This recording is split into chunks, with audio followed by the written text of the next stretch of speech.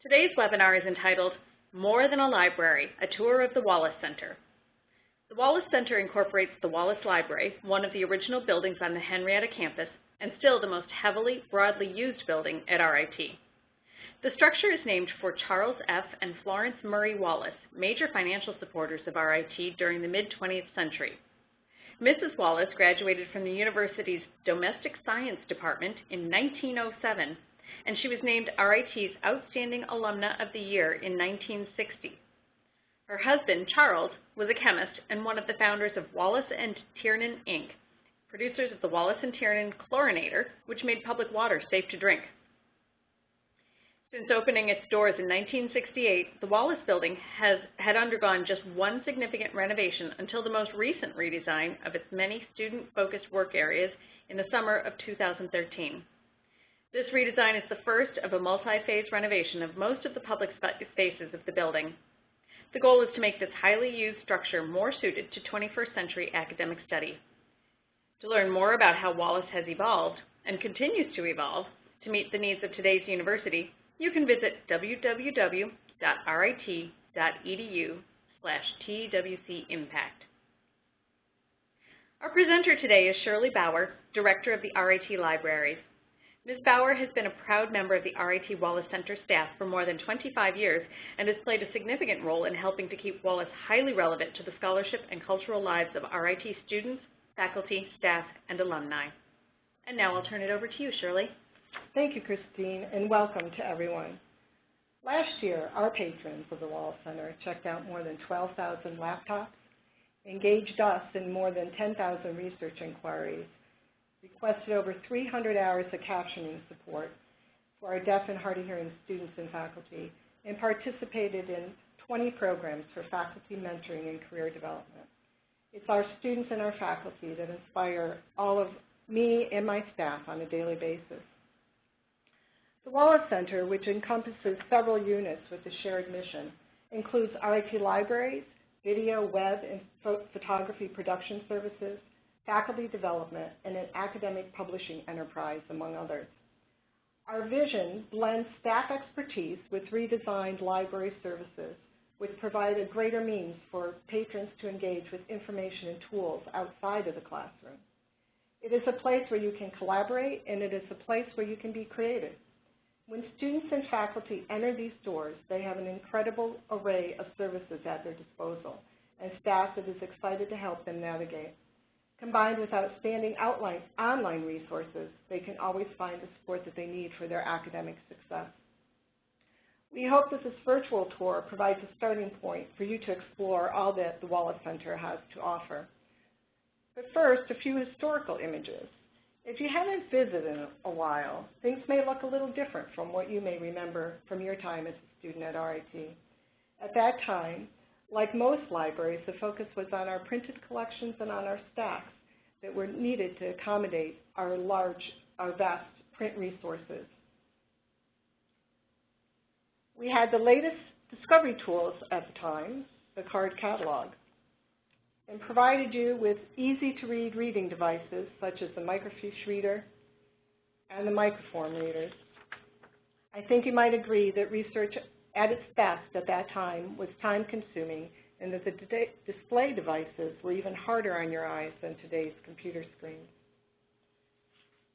I'm hoping that some of these images might bring back some memories for some of you. If so, we'd love to have you leave a comment and tell us about what your time at the library was when you were a student. What technologies did you use to access information when you were here?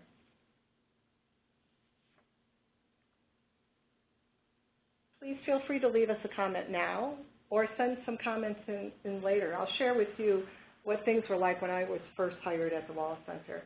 I was hired at the Wallace Center, then referred to as the Wallace Library almost 30 years ago. At that time, our space, like most libraries, put collections first and people second. Technology was in its infancy, and almost all of our resources were print. I have seen firsthand the incredible transformation that has occurred due to a changing digital environment.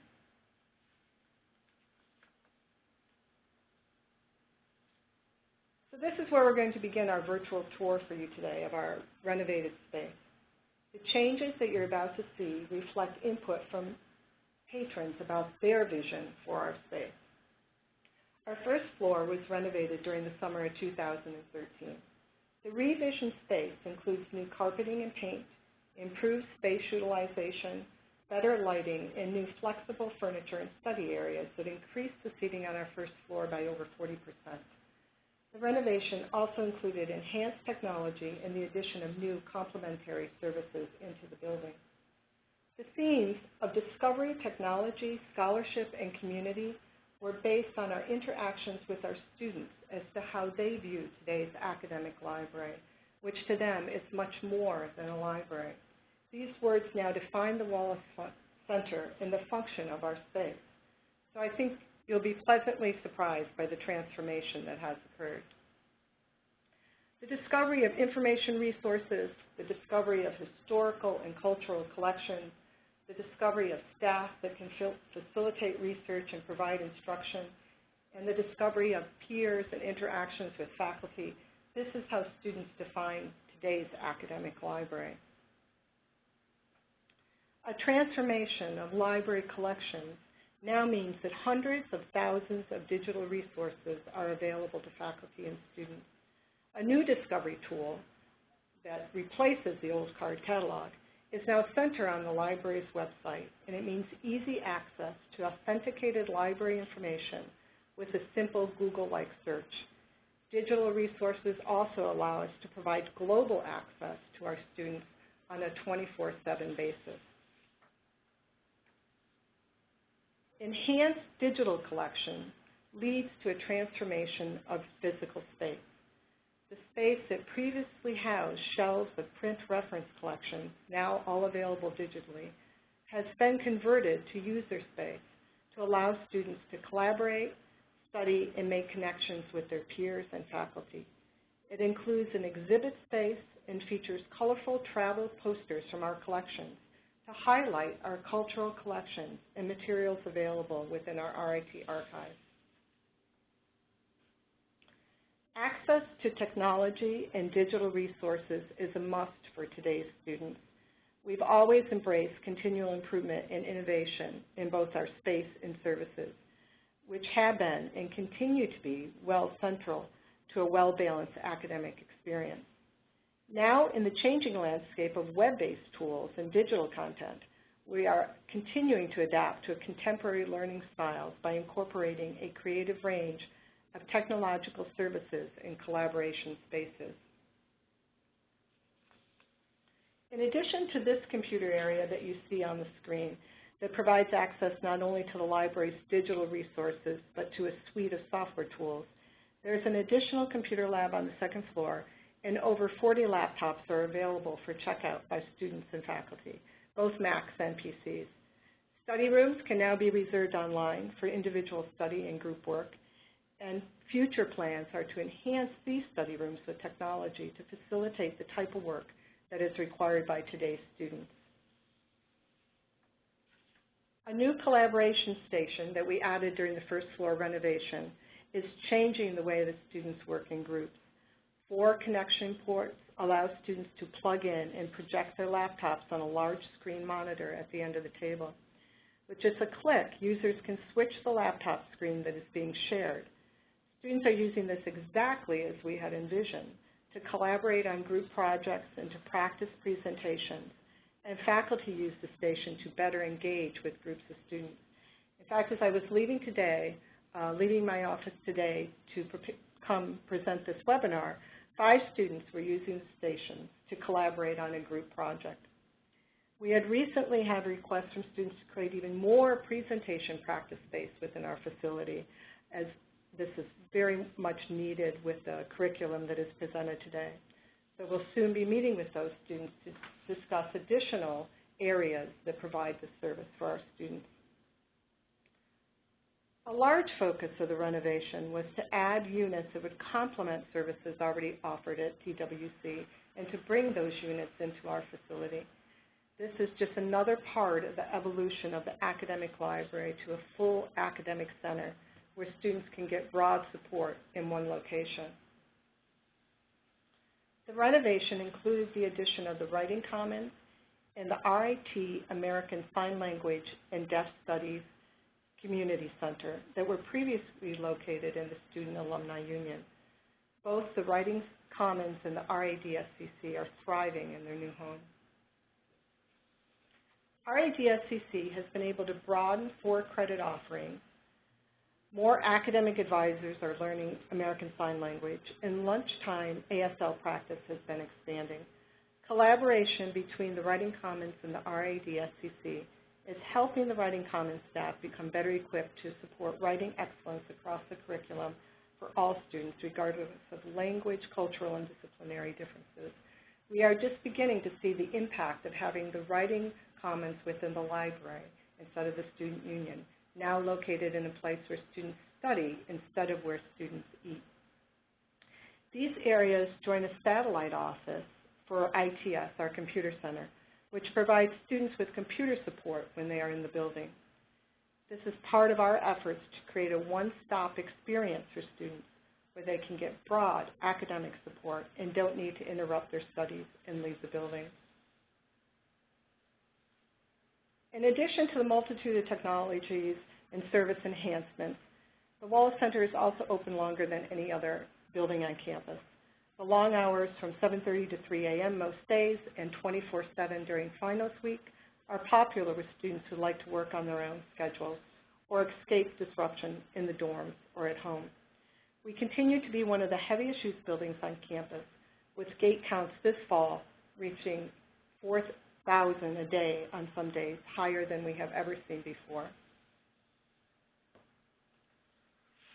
For example, we see Brad Boyce pictured here practically on a daily basis. He's a commuter student, isn't often on campus all day. He frequently tells us that the Wallace Center is his home away from home. It is his place to relax, get help, and study, and a place to meet up with other students and with faculty.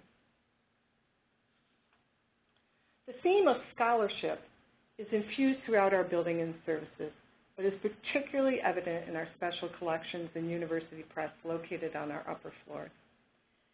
The RIT Press is an academic-focused publisher for new and seasoned authors to share their peer-reviewed scholarship.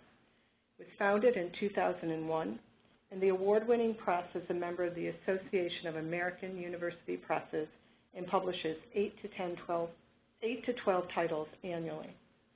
Subjects include all RIT disciplines, as well as topical and regionally related studies that promote public understanding and enrich cultural life.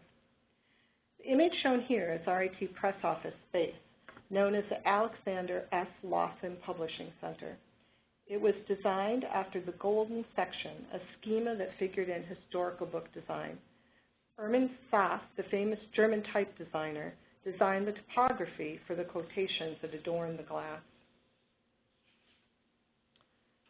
The Cary Collection, located on our second floor next to the University Press, is one of the country's premier libraries on graphic communication, history, and practices.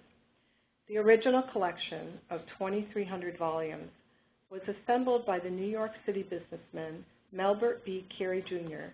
during the 1920s and 1930s. But the collection has since grown to over 40,000 volumes.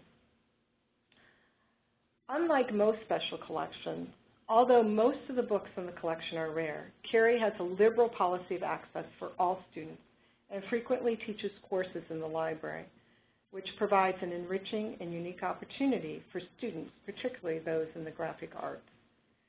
The Arthur M. Lowenthal Memorial Press Room has a collection of 15 working historical presses and more than 1,500 fonts of wood and metal type, including the newly acquired Kelmscott Press. These presses are in working order and are also used frequently by students in classes and for special types of events. The Kelmscott Press is one of the most extraordinary presses in printing history, and its remarkable provenance began with its original owner, English designer William Morris. He used the press to print the celebrated works of Geoffrey Chaucer for his Kelmscott Press in 1896. The Kelmscott Chaucer is considered to be among the most beautiful books ever produced and a major influence on the modern private press movement. The Cary Collection's purchase of the press was made possible by the generous support of the Brooks Bower family. Bower is a 1974 graduate of the School of Print Media, is an RIT trustee and chairman and chief executive officer of Paper Cone Corporation, an envelope manufacturing firm in Louisville, Kentucky. If you're interested in learning more about the Cary Collection, there is a separate webinar entitled Treasures of RIT's Cary Collection that I'd encourage you to go back and view. Cary will also feature another webinar next week on September 18th on the history of the King James Bible. And again, if you are in town or on local, on October 9th, you may join us for the opening of the 45th anniversary of the Cary Collection exhibit, which begins at 5 p.m. All attendees to that exhibit will have the opportunity to print on this unique Kelmscott press. There will also be tours of the exhibit during Brick City Weekend on Saturday, October 18th at 11 and 2. Another special collection within our facility, the RIT Archive. This is a unique collection devoted to the history of RIT. The archive on the third floor of the Wallace Center acquires, preserves, and disseminates the university's historical records, from art to photographs to historical papers. Special collections include more than 200,000 images of academics, people, and the campus from 19th century to the present, and also our newest special collection, the RIT NTID Deaf Studies Archive.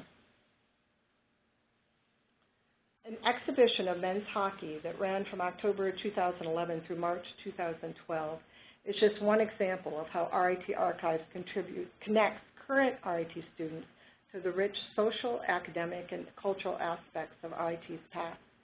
This exhibit, like all of the exhibits that occur in archives, is now available online through the RIT Archives website, so that people who are unable to attend in person can still go back and connect and view and enjoy these exhibits. But the Wallace Center is more than a library. It's a blend of interconnected services that together create a very unique learning space and opportunities for our students and faculty. This is best illustrated in a short video that I'd like to show you about Josh Owen. Josh is an RIT faculty member in the College of Imaging Arts and Sciences. His passion for student success, combined with the multitude of TWC services, has led to some impressive outcomes for RIT design students. So please just bear with me for 1 minute while I start the video for you.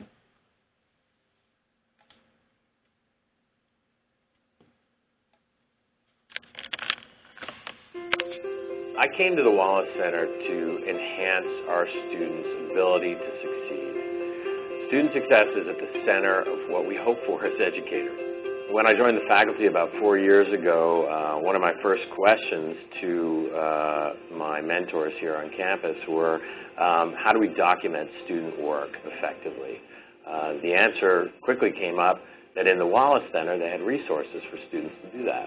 So I came and introduced myself to Elizabeth and found we had an outstanding resource here in her office. Just having the in-house capabilities are critical. Her team is student-based.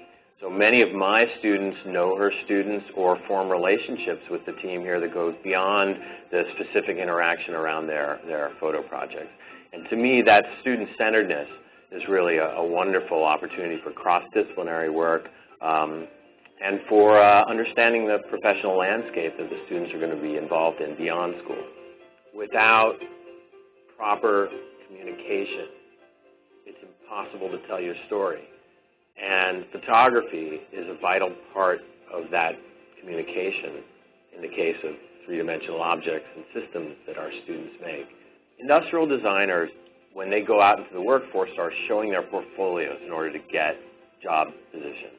That is the key aspect, or the key communication tool that we have to seal the deal with potential employers. We're dragging around a two-dimensional document, and that document consists of research data and imagery of the three-dimensional projects that we make. So that imagery has to be world-class. If the Wallace Center ceased to provide a service like this, we would be in dire straits in my program, and I'm sure in other programs. We'd have to basically recreate it on our own, which would not be easy.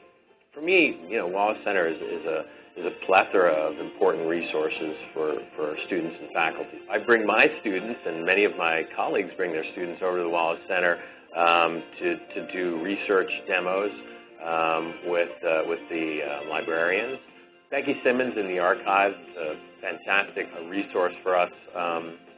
Each meta project in the past 4 years, Becky has selected one student work from to put into the permanent archives at RIT, and we've created a kind of time capsule with her there so that the student project goes into the archives, but not just the final object, all the sketches, all the research, all the product development, and any back-end information. And what that allows her to do is to tell that story kind of in perpetuity. So documenting, communicating, and presenting the work in its best possible light is, in effect, student success. And that's why we come to the Wallace Center.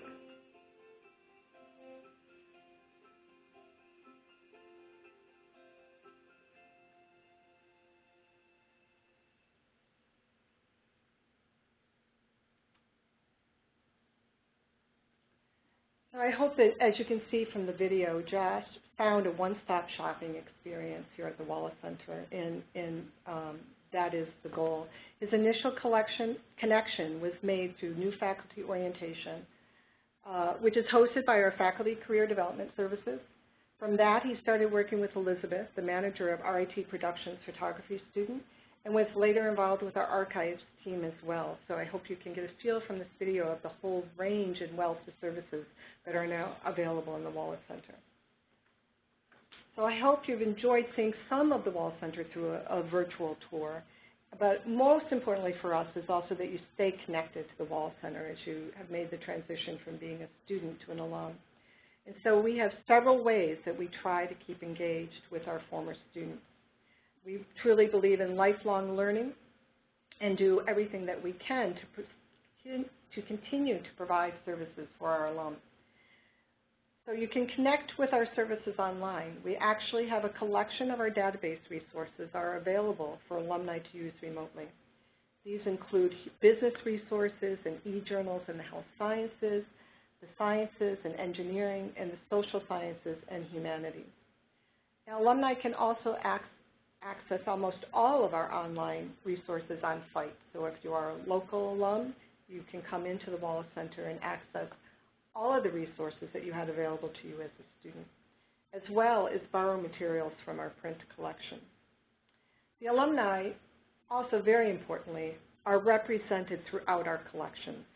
Many of our donations to our collections come from our alum, particularly in our RIT archives, that you will find many collections that reflect on RIT's history. You help us preserve this history. As well, there you'll find works of art and photography from our students and faculty. Many of the items that were featured in the hockey exhibit, for example, came from our students and former hockey players who either donated the items or allowed us to display these items specifically for the exhibit. But most importantly, we particularly like to connect with you in person whenever possible.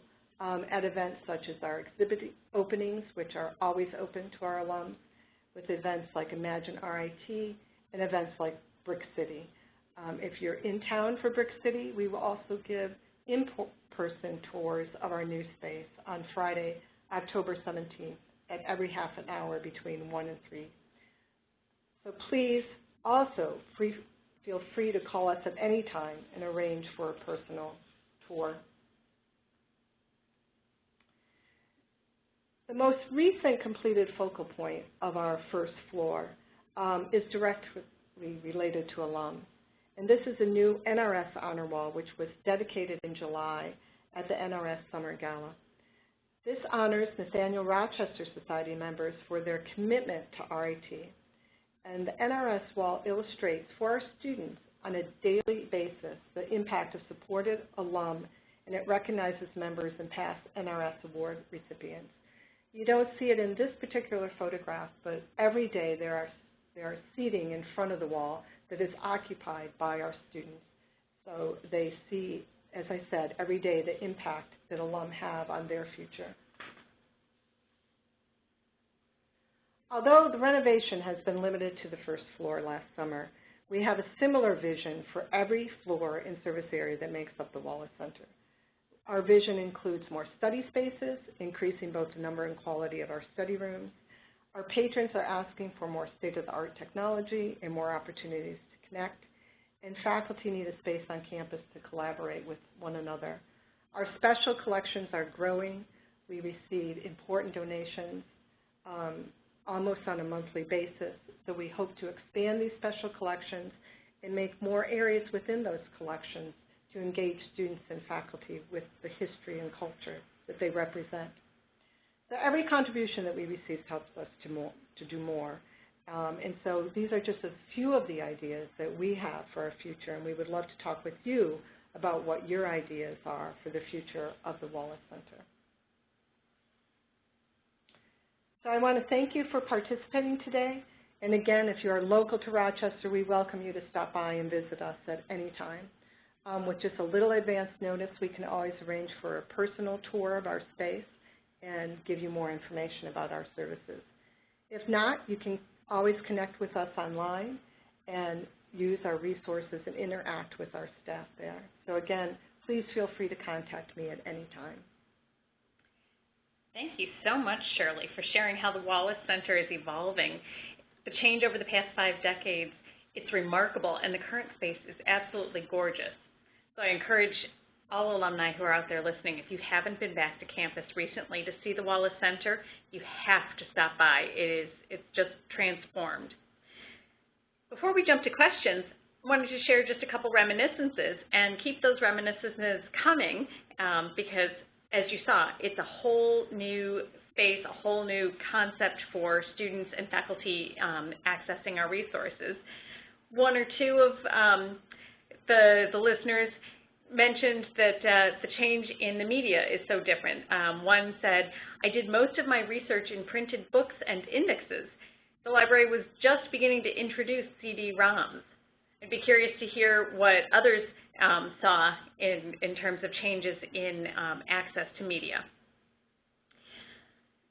We've had a few questions come in, and please keep sending your questions as we talk. We do have almost a half hour left, so that's a great amount of time to delve even further into what's gone on in the library, what's going on now. We have a question from Asha. She wants to know if the Wallace Center provides any services for global campuses and for students outside of the Henrietta campus.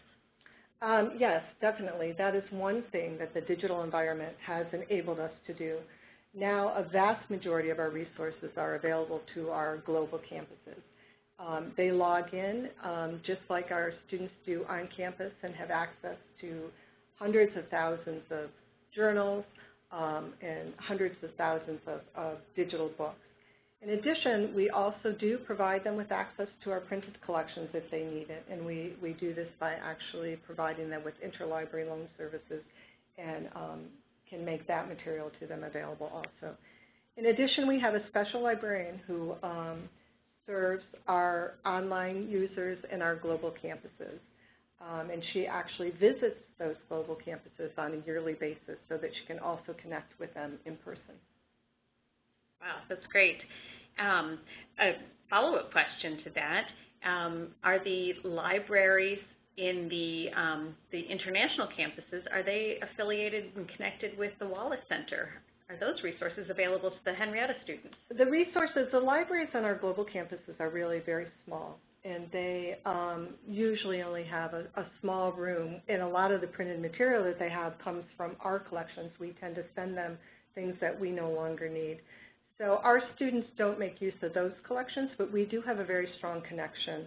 Our staff has a very strong connection, and we do many services for them. We help them get set up electronically. We help them connect to our resources.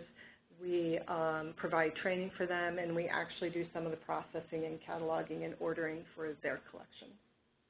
Very interconnected world, certainly. Raymond just shared his reminiscence. He says that when he was on campus, it was books and microfilm in the library. And Marlene wonders then, does the library still buy print books? Yes, we do. I get that question quite often, actually. And though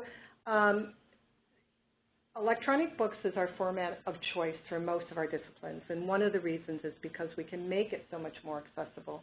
For example, multiple people can look at an electronic book at once, not possible with a printed book. Our global students can have access to an electronic book. So that is our format of choice for most disciplines. However, there are some disciplines where the print book is still preferred, specifically in the arts. The electronic versions of books for arts, photography, just do not compare at this point to the actual physical item.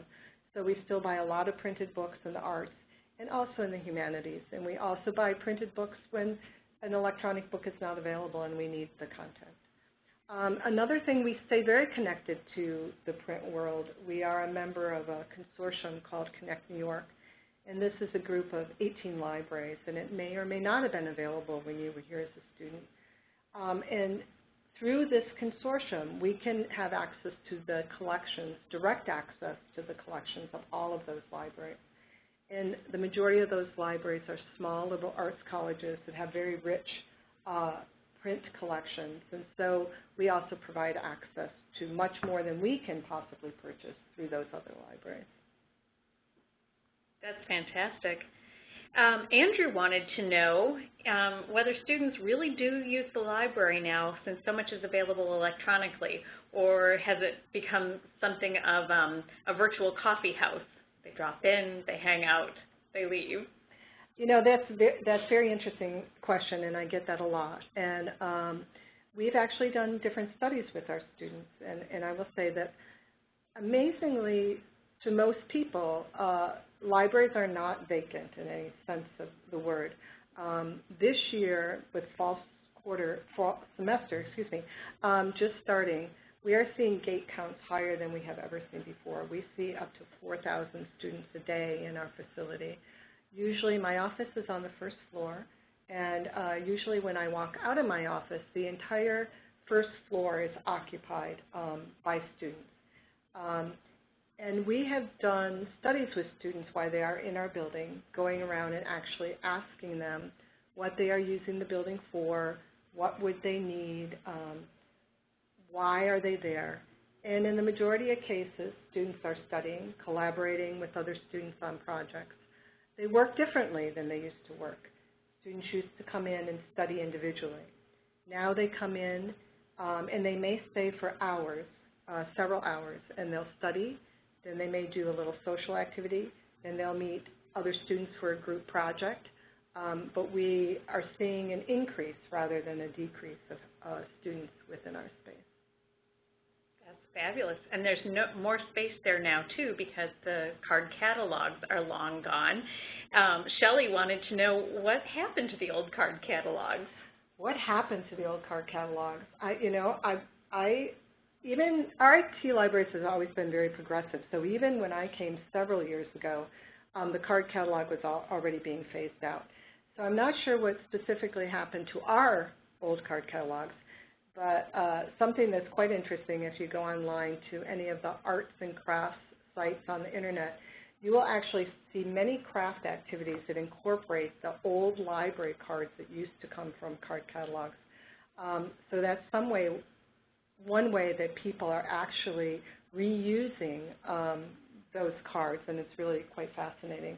One thing that we also have seen, and you can also see examples of this online in images, and we have actually done this in our library, is how people have recycled old printed materials within libraries.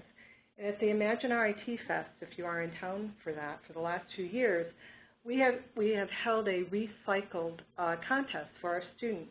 And students in industrial design and other design classes have come and taken discarded library material and actually recycled it into different furniture.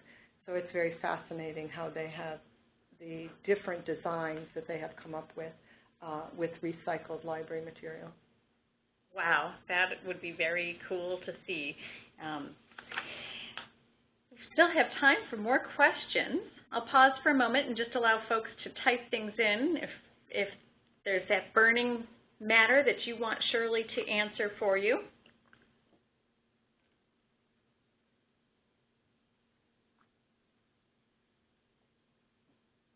And it looks like she was so complete in the information she shared with us that your questions have largely been answered. So if anything does come up, if you have more questions, you can email them to us at any time at ritalum@rit.edu or to Shirley directly at the address that you see on the screen there. We're also connected with social media, so you can tweet your questions to @RIT_alumni with the hashtag #MeRITWebinars, and we'll direct those questions to Shirley. And all participants will receive an email shortly within the next few days with a link to today's webinar recording, complete with captions. And for those who weren't able to log in today, they will also receive that recording.